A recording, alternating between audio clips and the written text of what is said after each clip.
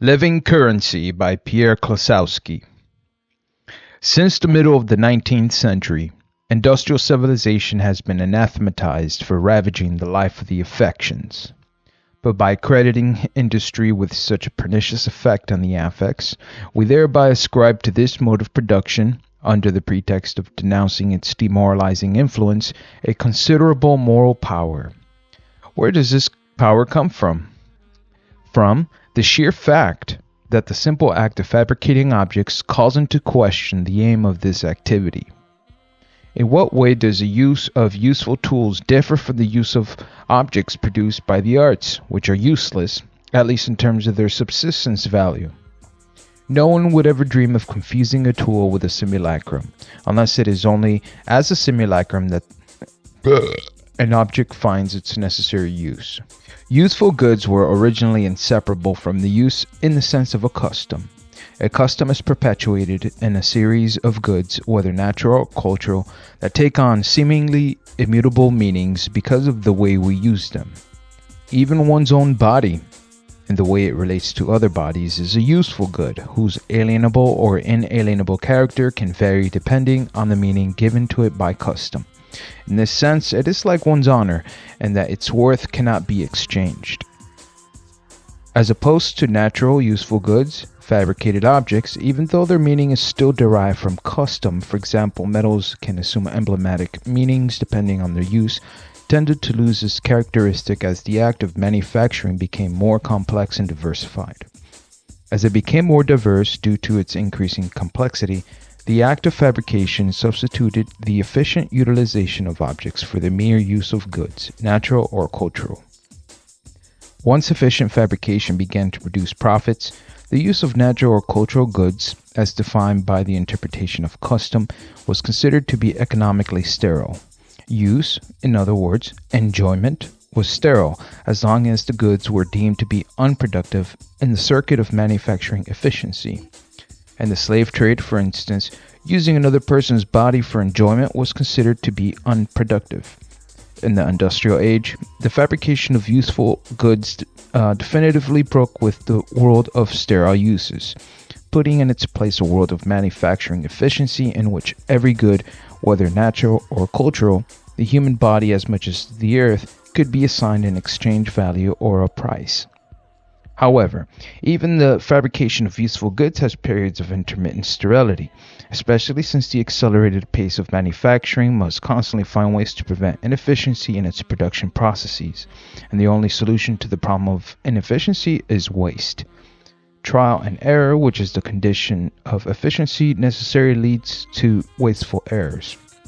Experimenting with what can be fabricated in order to create a profitable operation means eliminating the risk of product sterility, but the price of this experimentation is wasted materials and human efforts, the cost of manufacturing. If wasteful experimentation is a prerequisite of efficiency, since the method of experimentation has not been universally applied to any good or object from which one hopes to make a profit, what attitude should we adopt toward a good whose use is presumed to be immutable, for instance, a phantasm that produces voluptuous emotions? This would be the domain par excellence of wasteful experimentation, and it would be expressed through the efficient fabrication of simulacra. The intelligible act of fabricating requires a differential aptitude for constructing representations, which gives rise to its own dilemma. Either its waste is expressed in repeated acts of construction, destruction, and reconstruction that can continue indefinitely, or else its constructions themselves become expressions of waste. How then can the world of useful goods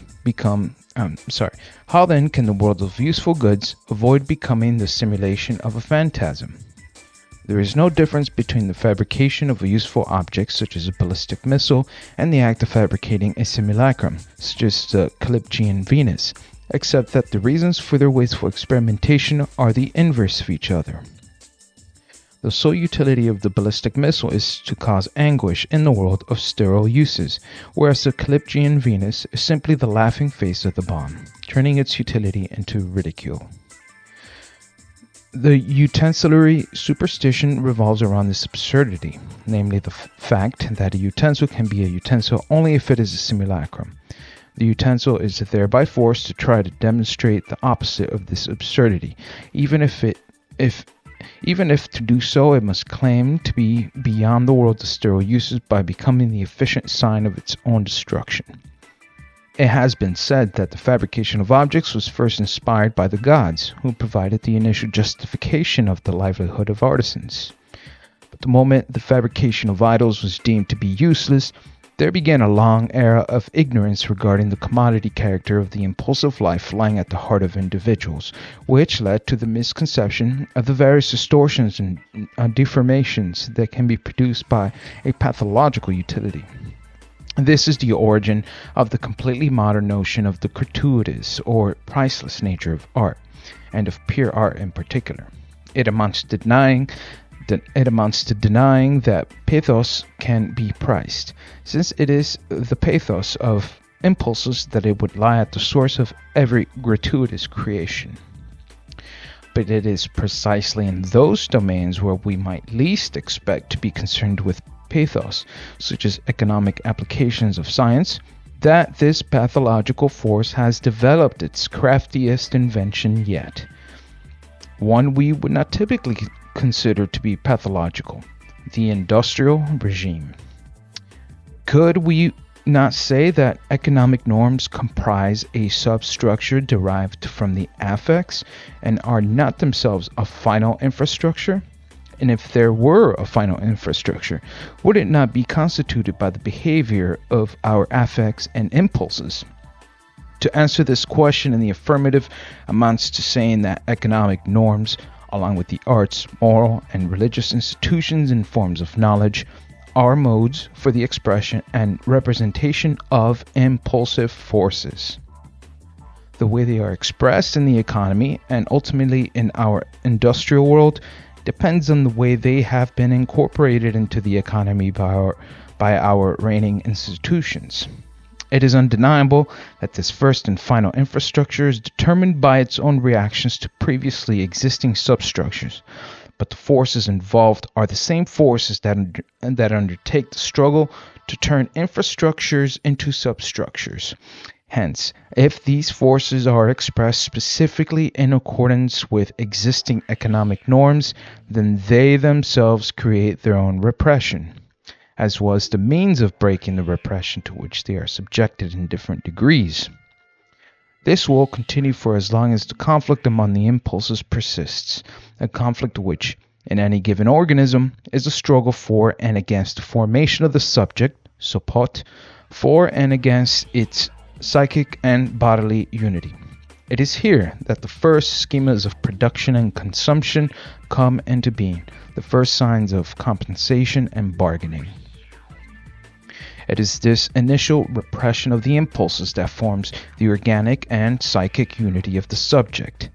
From the viewpoint of the subject, this repression corresponds to a constraint that the subject continues to suffer throughout the conflict waged by the impulses against those that have combined to constitute it. This repression and thus this conflict will be prolonged outside the subject as long as its individual unity is integrated into and thus defined by the hierarchy of values translated into a hierarchy of needs. This hierarchy of needs is the economic form of repression that existing institutions impose by and through the consciousness of the subject onto the imponderable forces of its psychic life. Because of its acquired organic and moral unity, the individual within its own milieu can express its own impulsive life to itself only through a set of material and moral needs. The subject is incapable of asserting itself directly through the movements of its affective life. Rather, as long as it maintains its unity, it asserts itself through its ability to possess goods external to itself, to produce and conserve some in order to receive and consume others, provided that these goods are objects and not living beings, unless there are conditions under which it would be legitimate to possess living beings as mere objects.